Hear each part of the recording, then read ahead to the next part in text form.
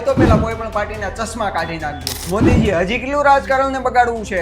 હવે જનતા હિન્દુ મુસ્લિમ માંથી બહાર આવતી દેખાય તો હવે સાહેબ નવો મુદ્દો લાવ્યા. વાત એમ છે કે બિહારમાં વિધાનસભાની ચૂંટણી આવે છે અને વિપક્ષે વોટ ચોરીના મુદ્દે માહોલ ખૂબ ગંભીર કરી દીધો છે.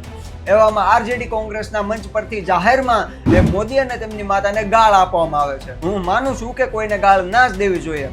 આપણે સભ્ય સમાજનો હિસ્સો છીએ, અસભ્ય વર્તન ના જ ચલાવી લેવાય. પણ હવે પ્રધાનમંત્રીના ભાષણ સાંભળ્યા પછી એવું લાગે છે કે દેશમાં બેરોજગારી, ભ્રષ્ટાચારી બધું સાઈડમાં મૂકી હવે એક જ મુદ્દો છે કે મોદીની માતાને ગાળ આપી. માતાઓ અને ગાળના નામે સાહેબ વોટ માંગે છે અને બિહારના રાજકારણને હવે ઇમોશનલ કરવા માંગે છે. સાહેબને કામને લગતા હવે કોઈ મુદ્દા નથી દેખાતા.